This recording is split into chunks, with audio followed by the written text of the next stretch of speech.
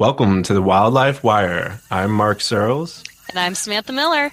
and this is your source for wildlife news and the people that make it. On today's episode, we have good news for coyotes, ticks taking over, and the afterlife of a bull elk.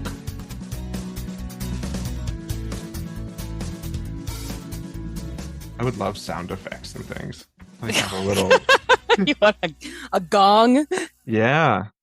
Now that all right. they've removed the gong from the Fish and Wildlife Commission meetings, we'll just have them here. And I think the gong was still there, but it was very quiet. It was a And quiet. it was a quiet gong, and then Jonathan just goes, "Time." Wow. Advocacy at work Right? here. I mean, that is You make one specific ask. that is a big change. We, Removing a gong from public comment is a slippery slope, though. and us, I'm surprised that I wasn't denied that because it could open the door for who knows what else could happen. Well, people could talk for days. They could filibuster the commission. Mm. I would filibuster the commission on something, I'm sure. I would be the one that would do that. So it could all be me. Okay, tell me about your hike. You went on a fabulous hike this weekend. I want to know about it.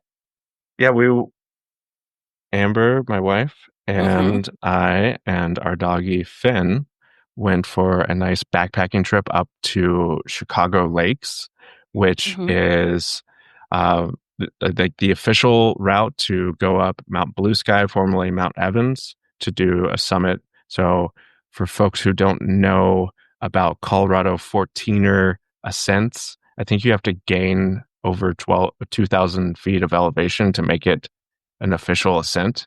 And Yeah. so that's the way people go is up that way. And I've done it before where I camped there and then I summited the next day and it came down. It's funny because usually the road's closed this year for maintenance, but usually people can drive to the top. And so It's not couch. no. So it's like, hey, so worked my ass off to get here and you just drove. But Uh-huh. I've had similar experiences like in New Hampshire at Mount Washington, same story. Like I summited Mount Washington with my start being Mount Katahdin in Maine, Uh-huh. Okay. and then people drive up. So to each their own. But it was lovely. We're at about 12,000 feet. We had one of the Chicago lakes all to ourselves for the evening, but it was very, very windy. So a little bit of sleep because of the tent shaking all night. Yeah. It was a But windy weekend a little bit. yeah, it was. But the good news on that was because we were kept up, we did hear a family of coyotes howling at one point in the middle of the night. How cool is that? That's awesome. I know. And I was like, oh man, I had these daydreams or night dreams, I guess, at that point. Have these day night dreams. Okay, They got it. nighttime daydreams about like, wow, what if these coyotes lived off of marmots and like setting up cameras to document the marmot hunting coyote pack. How cool would that be? That sounds like a delirious evening dream of picturing the marmot hunting coyotes. Right? I like that. Did you know that one of my news stories is about one of something right along the same vein? Yeah, well, you want to jump into it? I can jump into news stories just like I jumped into the lake this weekend for the Spirit Lake Polar Plunge. Thanks for asking about my weekend, Mark, but I'll go to my story. Well, you wanted to jump. All right. I didn't have time. When someone says jump, I say do it. Well, Okay. that sounds like a terrible time. If it's below 80 degrees, I don't want anything to do with it. Well, it was the Spirit Lake Polar Plunge, so I wore an American flag with a bunch of other people wearing American flags, and we all jumped in. It was lovely. Like you were wearing an actual flag? Yeah, I was wearing a flag because it's the spirit. I have spirit for America. It was a patriotic plunge.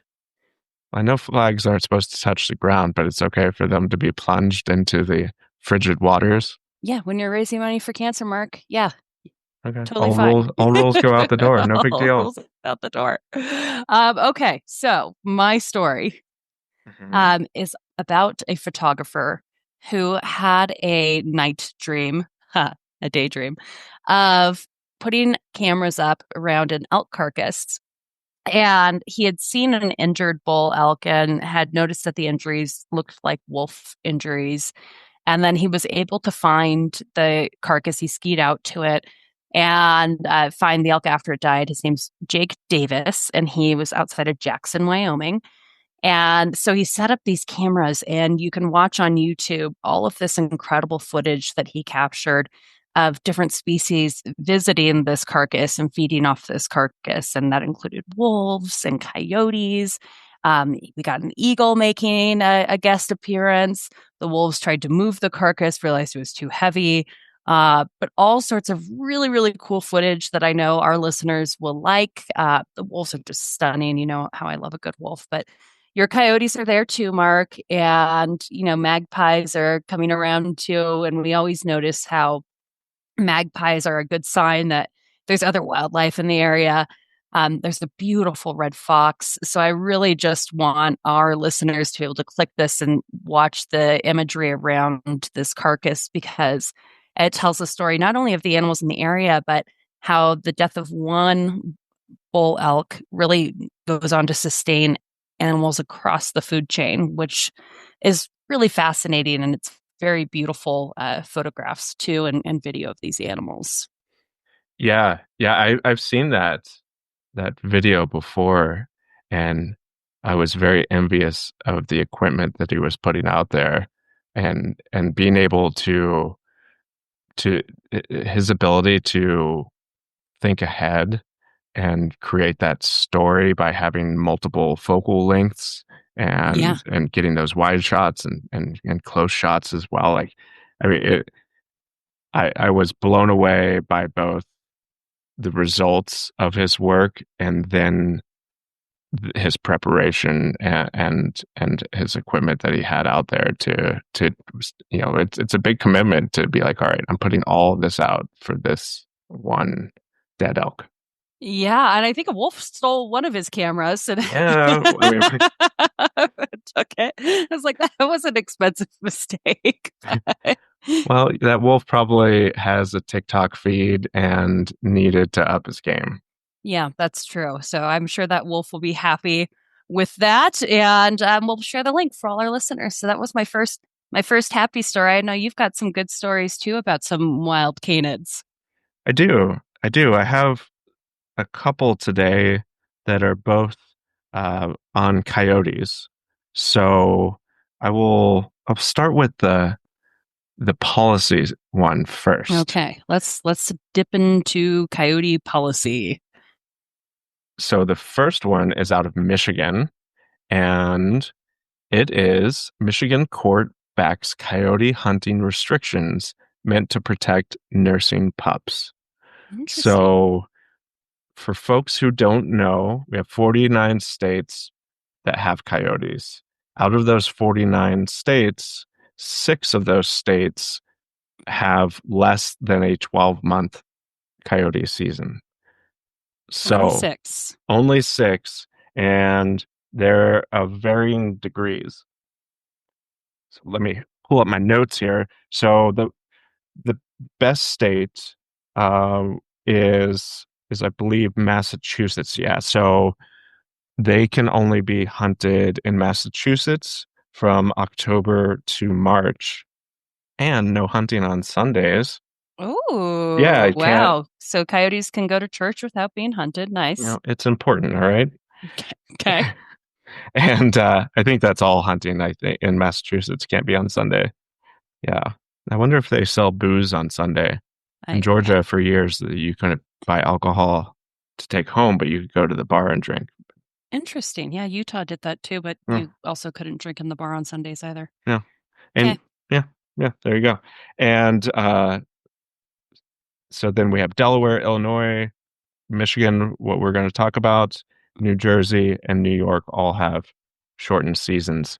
And so this season had been implemented in 24 or 2024, Oh. and it halts hunting between April 15th and July 15th. Oh, so coyotes can actually have pups without being hunted. Exactly. And, April 15th, like you turn your taxes in, you don't really want to be running away from hunters right after that.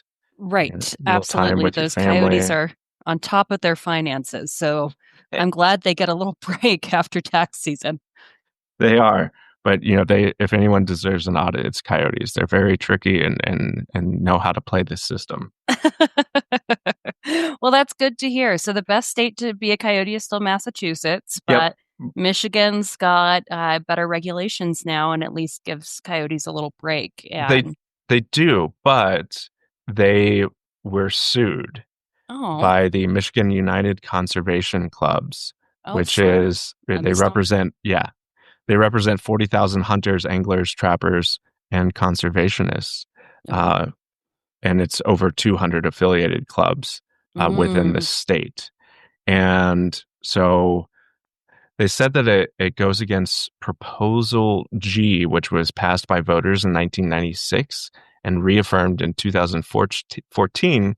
And that dictates that the commission needs to make their game management decisions based on the best available science. mm, Mm. So what the hell does that mean, right?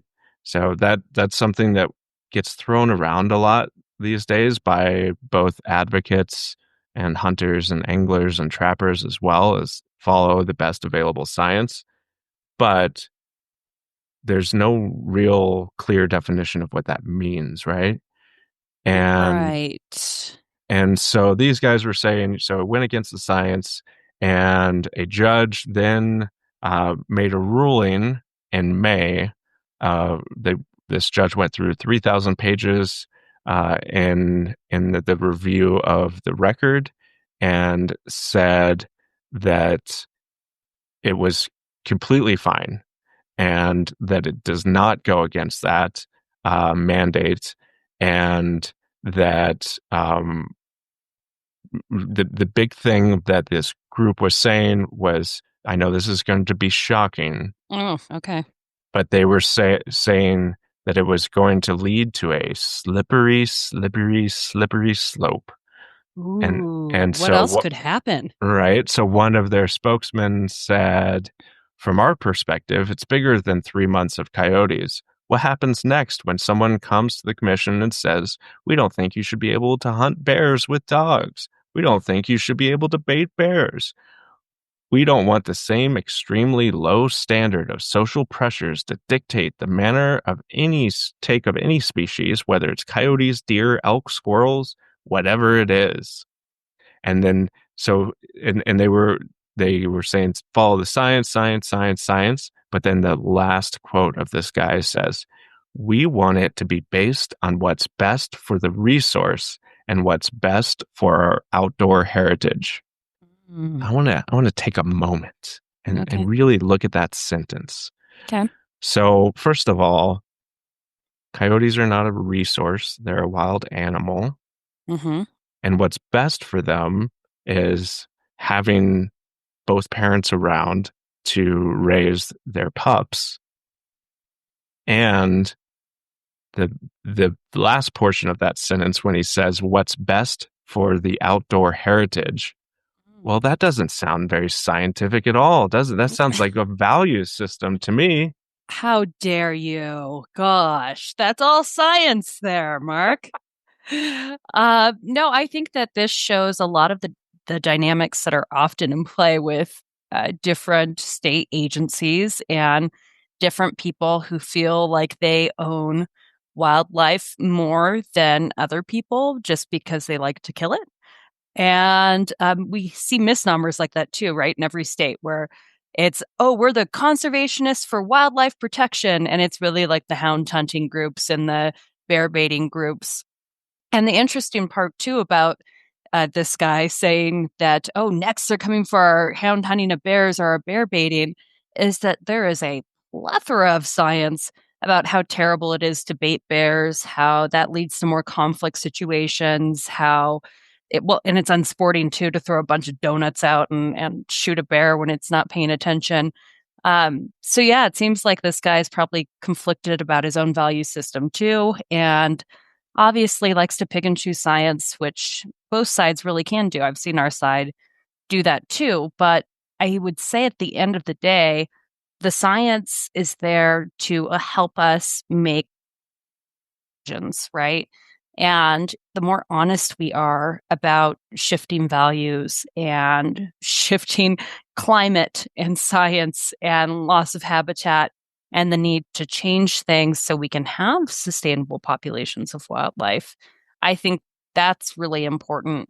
And not the whining of 40,000 bear baiters. I don't care. I don't, and I Yeah. hate that that whole follow the science thing when it's a red herring. They don't care about science at all. They care about wanting to kill things. So that was my soapbox statement. Yeah, I agree. I agree. And it is both sides will say it because I think there's like a fear sometimes, especially on the advocate side of things, that we get we're afraid sometimes to make a values statement because then we will be painted as emotional, blah blah blah. People, and it's like, look, let's get all the science, and then once we have that, then we can make values based decisions. Right. Because at the end of the day, that all of this comes down to values based decisions, and this is a a values based decision because it also aligns with other species who are not hunted during their offspring rearing seasons, right? We don't hunt a doe deer when she has fawns on the ground. I have been looking at this uh, as far as what would I like to see as a coyote hunting season beyond in Colorado, Right. beyond no coyote hunting. Let's move past that one. Okay. So And we're saying, okay, if we have to hunt coyotes, which we know we don't, but if we're working within a system that says we do, yeah, what would you say, Mark? so I think like for Colorado, January is a good time to put the moratorium on. Mm-hmm. We have uh, mating season from January through March. February is kind of the hot time, and the hot time for love. Okay. Okay. That's the hot coyote time. Got it. Yeah, and so it's like because I don't want to kill a pregnant mom, and so then I did look into that. Like, do we allow other species to be hunted while pregnant? And we do it some with deer and elk. Hmm. And there the hunting season is through the rut and just after the rut, and so females being taken will most likely have a very small embryo, Mm-hmm. and so then it comes into like the whole like the abortion debate, Oh right? God, no, well no, well Mark. no, because Let's take. what I'm saying is, and it's different from an abortion rights issue in that we're never killing mom, right? So now what does it look like what's the cutoff point of a pregnant female being okay to kill? And granted, Never. many The people answer's will say never, and that is true. I don't believe that any pregnant female should be killed. Um, it's just tricky when you're trying to figure out these seasons of at some point you have to make a compromise. right, right, and of course the hunters all say they never kill pregnant females, but that's just not statistically impossible. Um, Like I've never seen a deer with a pickle in her hand. yeah. And Yes. So I do always enjoy listening to you cancel yourself in lifetime, but I'm glad we got there.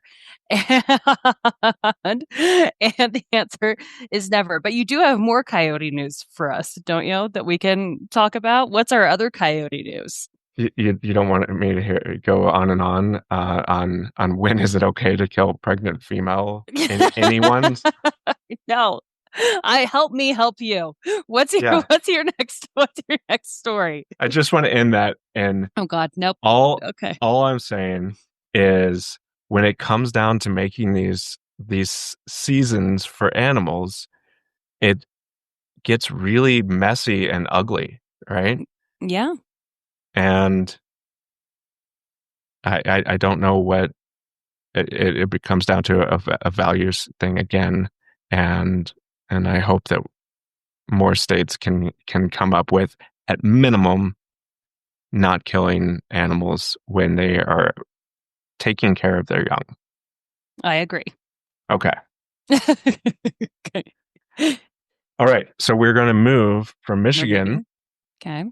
slightly down the road to Chicago. Ooh, what are we doing in Chicago? We're going to Graceland Cemetery, Nice. right? And I'm going to butcher this guy's name, Robert Loerzel. Mm-hmm. Loerzel. Robert Lorzell. Uh-huh. He had a wonderful article. He's been following these coyotes that live in the Graceland Cemetery for, I think, since 2018. And they have pups, and the pups are photographed throughout the cemetery, and it's gone viral. He's got videos too. And he had uh, the Radio Lab uh, show that's on NPR. Yeah. They came out and did a story. The woman who runs that walked with him. It was like every time I go out to look for coyotes, nothing, nothing, nothing. Hour and a half goes by, and then there's one, there's two. I think they saw three total on that while she was out there. But these pups are currently growing up in the cemetery. There's like seven of them. That they it makes it really handy in the Chicago area. There's 2,000, roughly 2,000 coyotes in the Yeah. Chicagoland area, and many of them are are radio colored and tagged. They have a red tag if it's a male, yellow tag female. I would love to if they could just grow those tags because coyotes are really difficult to figure out what their sex is on when they're on their own. You know, when you get a Yeah. male and female next to each other, it's easier. But you know, the coyotes are pretty challenging to sex just from a distance with the Yeah. bare eye. Uh, they go into like so you know leading causes of death, and you know in an urban environment, you know, oftentimes it's vehicle strikes and things like that. What the coolest part about this was the cemetery had put up a sign that was aggressive, and I will read you the sign now. It says wildlife alert, temporary restriction, dogs not permitted on grounds due to, all caps, extremely aggressive coyote behavior. Ooh. Yeah. And then they go on to talk about currently protecting newborn pups, which is great. Um, and they've exhibited aggressive behavior towards dogs brought in by visitors. Here's the cool part, though. I'm That ready. sign is no longer up, talking about the extremely aggressive coyote behavior, and has now been replaced by a sign that says dogs and coyotes, what you need to know. And it is a fact sheet by Project Coyote. Ooh, Yeah. nice. Yeah. So, you know, the pretty basic stuff of like keeping your dog on the leash, don't go around a known den, you know, you don't letting your dog play with coyotes and things like that.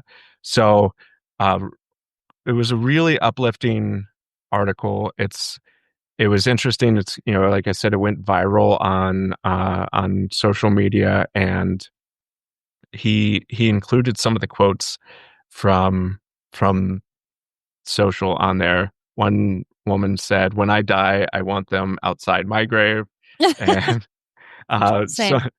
someone else was like, this is terrible. You shouldn't, let people know their location." I agree with that general sentiment, except for in areas that people already know about them. And then you can Yeah. spread positive stories about them, right? And like the coyotes down the road from my house that also visit a cemetery. And like everyone knows about them and it's great. And we can celebrate them. We don't have to, no one's, I would doubt that someone would go in to a cemetery in Chicago and shoot all the coyotes. Right, right. And I do like that the shift in words on that signage too, because words matter a lot. And you and I always notice how the press, or it's always the press, will depict carnivores and will depict different uh, different people, in the press, and they'll say, "Oh, aggressive coyote," when it's just being a coyote and kind of following someone because they're curious, or escorting them out if there's a den site, and they will trot out and make sure that you're going away and you won't hurt their babies. And that's totally normal coyote behavior. And I hope that we can see more media using that kind of educational language rather than all of the clickbait of, coyote stalking person or activists fight for animal rights again, when it's like we just maybe say don't kill coyotes in the springtime. Hey, there you go. It's nothing crazy here. Yeah. So yeah, I think that words matter a lot. So I'm glad Project Coyote was able to get better signage up. Yeah, and I'm not sure if it came from us or if they reached out to Project Coyote. Either Yeah. way, really great. I want to go off on a little tangent. Okay, I'll let you. Okay, Maybe. so I was listening to the Radio Lab uh, story that came out. I think it came out earlier this year with this same gentleman, and they talked about shapeshift coyotes being shapeshifters, and that in some Native American lore, coyotes had the ability to shapeshift. Yep. Shapeshifting has been something that's come up multiple times in the past few days, and that's why I want to bring it up. So my daughter is trying to turn into a cat sometimes. It hasn't Okay. worked out yet, but I have faith in her. Keep going. Once she told me that, I was at the hardware store the other day, and I overheard a woman say, "My my father was in the army and was honorably discharged, and now he's a shapeshifter." Oh, wow. That's a good Okay. way to spend your retirement. And then I told my daughter about a story that my old boss in Zambia told me. And he was out on a hunt, and he was a professional hunter. He's very knowledgeable on wildlife, what they look like both during the day and during the night. He was at a campfire. He saw two sets of hyena eyes approaching the campfire. He watched them, like clearly concerned hyenas coming towards the camp, Yeah. get I'm closer, terrified of closer, hyenas. closer, closer. And once he was able to then see the silhouettes, they were not hyenas, but two Zambian men walked out of the tall grass and came to his camp. And he was like, I have no explanation for that. Interesting. Well, thanks for your shape-shifting tangent, Mark. I Yeah. appreciate you. I have a little bit of shape-shifting in my story, Okay. a little Let's hear bit it. in our last story. It's also a PSA. So the shape-shifting, if you're creeped out by ticks, this is a tick story. It's not Um, going to tick me uh, off, is it? it'll probably tick you off a little bit. Okay. Uh, no, I always am aware of ticks around because I'm terrified of Lyme disease, and I don't want to get any of the tick carried diseases. But because of climate change, we're now seeing ticks go into areas where we didn't used to see them. And so all signs are pointing to this could be a really bad year for tick bites. So this is my PSA to our outdoorsy folks that are in tick regions, which they vary by region. The Northeast seems to be the worst place for ticks. And then each risk of diseases are different based on the type of tick. But you could take preventative action. I was really curious after I read this story, you know, as ticks expand because of climate change and we're seeing ticks in more areas, how is that impacting wildlife? Hmm. And the really interesting thing is that ticks are actually spreading diseases to songbirds now. So you'll see different Hmm. songbirds get a type of tick paralysis that ultimately can kill them. And another big species at risk for tick disease are moose. And you see this in the Northeast. The moose will actually carry ticks over the winter and then be really impacted by that tick damage in the spring when they're having calves. So there's a lot of action you can take. The Wildlife Federation had a whole list of federally based actions we can take to help be more resilient for climate change. But little known fact, ticks are an arachnid like spiders, and they are expanding their population because of climate change. So we'd like to make sure that we're taking actions to both advocate for a more resilient climate. And if we see different species that are impacted or suffering from a tick disease, you can call your local wildlife agency or wildlife rehab and they can assist with that issue. And then, of course, if you're bit by a tick, go seek care quickly, but save the tick. The recommendation by the CDC is that you save the tick itself. So you can bring that in with you if you've been bitten, and your likelihood of catching a disease depends on your length of exposure to that tick. Same for animals. So there you go. That's my tick PSA. And yes, arachnids, Mark, arachnids. That is new to me. Yeah. Um, yeah, and checking for ticks can be a great way to bond with people, a friend or partner. Yes, I have found a tick on my child before, and that was terrifying. So I'm always on the lookout for ticks. I am aware of Lyme disease. There's even another disease you can get from ticks that makes you allergic to meat, like deathly allergic to meat forever. And this woman got it, and I can look up the name of the disease. It was really weird. It's something gal disease. And Huh. if you eat meat after having this disease, your whole body breaks out in hives. And she explained it as feeling like you're sleeping with a cactus. And Oh it God. was all because she was carrying this disease, didn't know, and she ate a cheeseburger. So another rare tick disease that one can get Huh. in addition to Lyme disease. Yeah. Well, that's fascinating. I wonder if if it was a carnivore that like a pure carnivore, if they are susceptible of getting it. You know, like I think like Oh, coyote yeah. could manage, right? And but what about mountain lion? And Yeah, or the other species. Well, and the other cool thing too is if you look at ecosystems, possums are excellent tick predators. hmm, So possums will eat tons of ticks, and they do a really good job at cleaning up ecosystems that have a bunch of extra ticks. So don't kill possums willy-nilly. I'm sure raccoons do the same thing. Don't kill them willy-nilly either.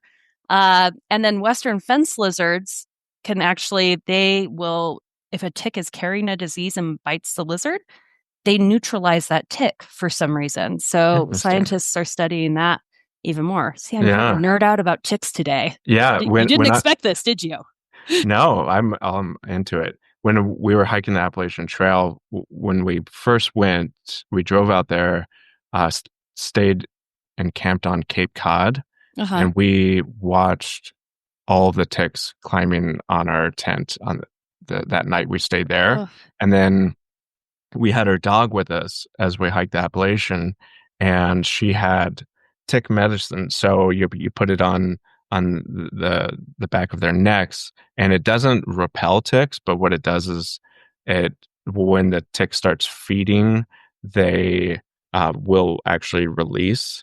Hmm. Um, they will get a lot of blood. So every morning when we would wake up on the Appalachian, I would look at my dog and like either around her or still barely attached to her would be like 8 ticks every day, and they Yeah. just would fall off and like a drunken, poisoned kind of way. But Gross.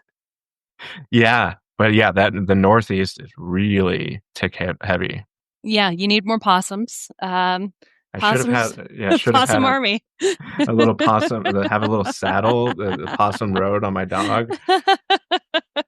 Just there to take care of the ticks. So yeah, I'll give you links for both the Wildlife Federation kind of info sheet on ticks and their impacts to native wildlife, and then the news article that talks all about ticks this year and how the diseases vary by region. It was NPR that did a really solid write-up on it. Good job, NPR. Good job, NPR. Just keeping the people informed. Right? With the help of the Wildlife Wire, people will start listening to that station. Yes, yes. Well, it's been great catching up with you, Mark. I'm glad we were able to talk coyotes, ticks, more Abortion. coyotes. No, no, not happy about that. all the things and beautiful photography, or videography. So Yeah, I'm excited our listeners can see that and they can join us again for our interview this week too. sounds great. Bye. Bye. This has been an episode of the Wildlife Wire with me, Mark Searles, and my co-host, Samantha Miller. Thank you for listening.